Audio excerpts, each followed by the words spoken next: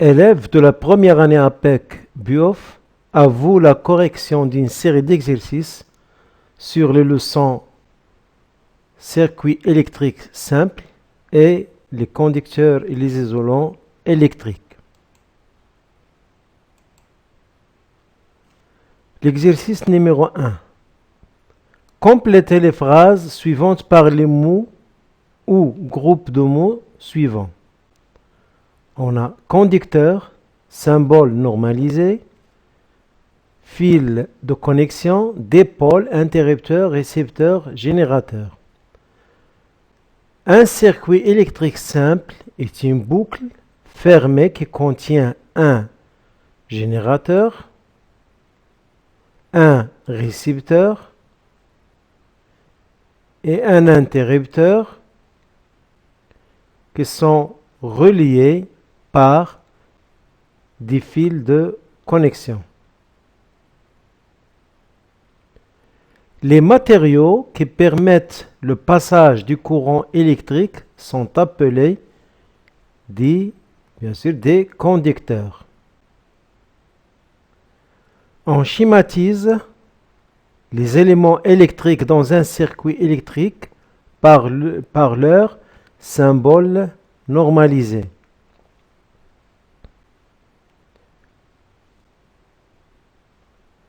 Les éléments d'un circuit qui comporte deux bornes sont appelés des dipôles.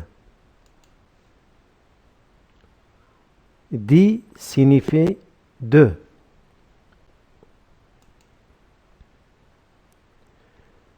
L'exercice numéro 2. Répondre par vrai ou faux. Un circuit électrique simple comporte plusieurs boucles. On voit ici qu'on a une seule boucle. Donc, on dit faux. On symbolise les pôles d'une pile par deux traits égaux. On sait bien que le symbole normalisé d'une pile, on a deux traits, l'un est plus grand que l'autre. Le plus grand est positif, c'est le pôle positif, et l'autre c'est le pôle négatif. Et pas comme ceci. La lampe est un dipôle, bien sûr, il a deux bornes, qui laisse passer le courant électrique.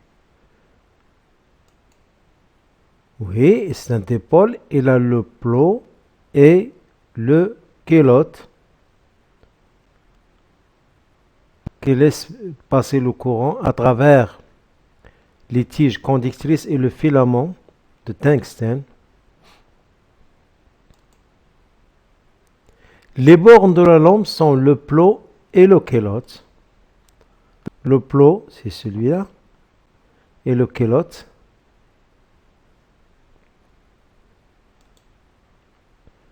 La pile a deux pôles identiques. On vient de voir que la pile n'a pas de pôles identiques, ils sont différents. L'un des deux est positif et l'autre est négatif. Faux, bien sûr. Les pôles d'un interrupteur sont le pôle positif et le pôle négatif. Pour l'interrupteur, n'a pas de pôle, il a deux bornes. Donc la phrase dès le début, elle est fausse. Donc c'est faux. Parce que les deux bornes sont identiques.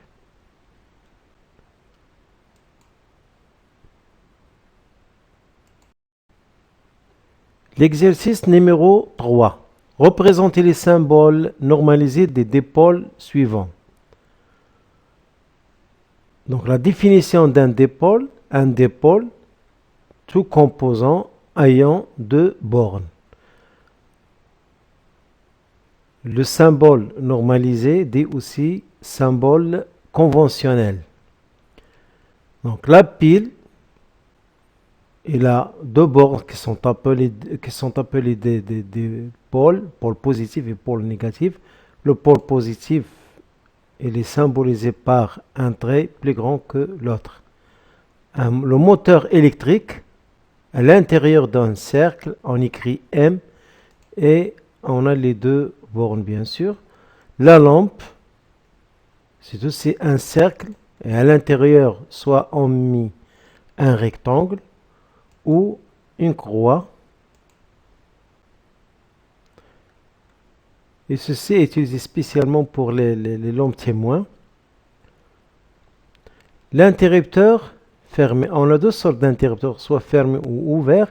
Ici, ce qui est demandé, c'est l'interrupteur fermé. C'est comme un pont. On lève ce truc-là, on dit que l'interrupteur est ouvert.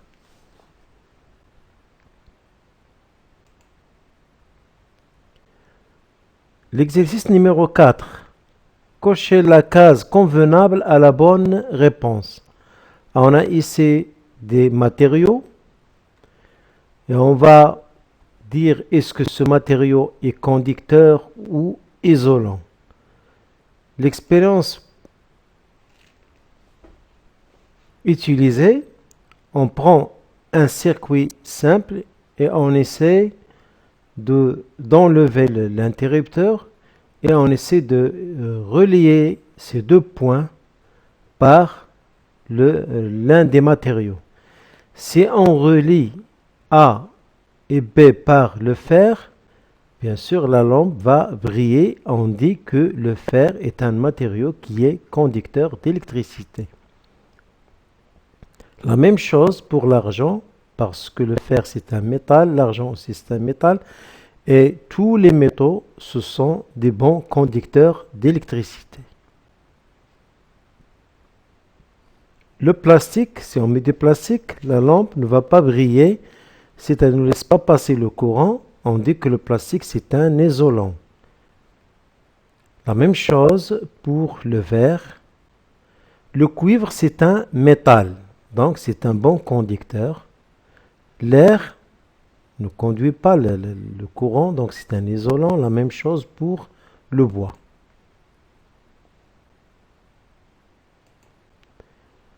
L'exercice numéro 5.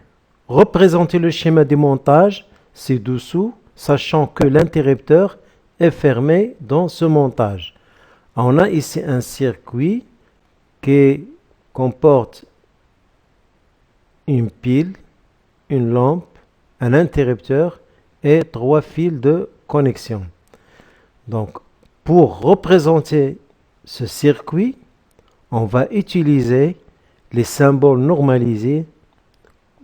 On commence par la pile. Donc, on fait la schématisation de ce circuit.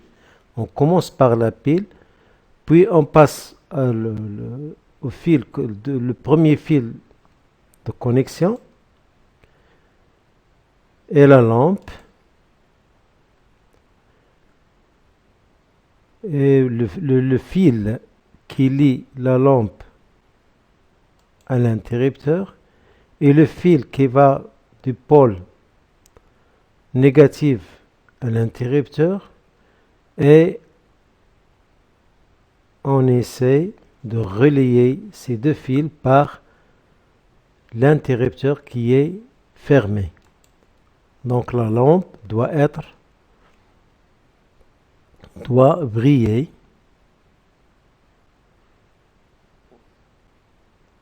Si on nous demande de représenter le circuit avec un interrupteur qui est ouvert, donc on doit donner la lampe éteinte. L'exercice numéro 6. Donnez le nom de chaque élément du circuit ci-contre.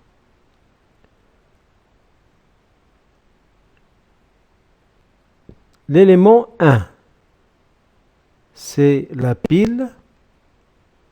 L'élément 2, c'est un moteur. L'élément 3, c'est une lampe. L'élément 4, c'est un fil de connexion. L'élément 5, c'est un interrupteur ici qui est ouvert. Combien de fils comporte le circuit? On a 1, 2, 3, 4. Donc on a 4 fils. Ce circuit comporte 4 fils de connexion. Troisièmement, que représentent les points A et B?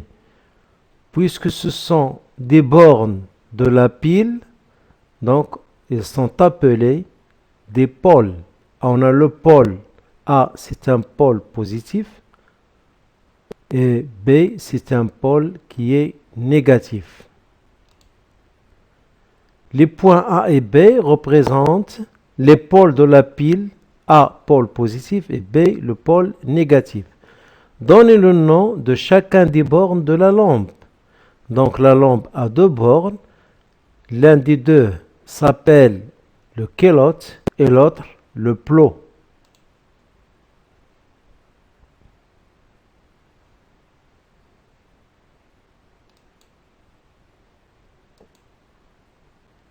L'exercice numéro 7. Dans quel cas la lampe brillerait-il? Cochez les cases correspondantes au montage convenable. Pour que la lampe brille, on doit la relier par ces bornes aux 2 pôles de la pile. Ici, pour la pile, il a un pôle positif et un pôle négatif. Et pour la lampe, il a le kélote et le plot. On voit bien ici que le pôle négatif est lié au plot. Par contre, le pôle positif, il ne touche que l'ampoule. Donc, la lampe ne va pas briller. Le deuxième cas, on a le pôle négatif touche ou lié au plot et le pôle positif il est lié au kélote, donc la lampe va briller. Le troisième cas, on a le pôle positif est lié au plot et le pôle négatif est lié au kélote, donc la lampe va briller aussi. Par contre, le dernier cas, on voit bien que le pôle positif il est lié au kélote et la même chose pour le pôle négatif. Donc la lampe ne va pas briller.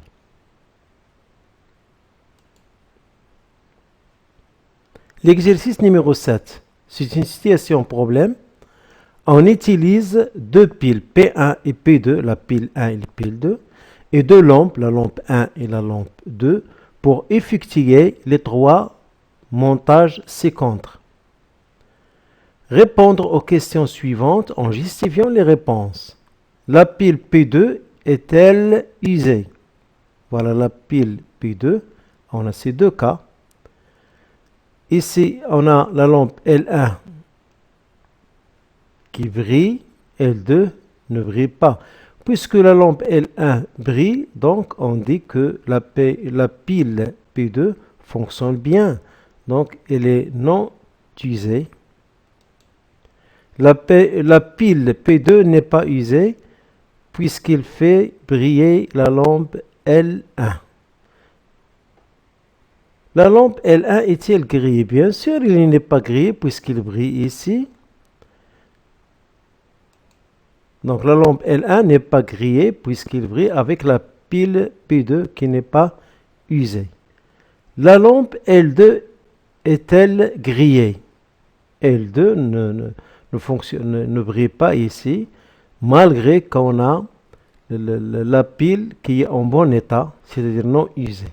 Donc on dit que la lampe L2 est grillée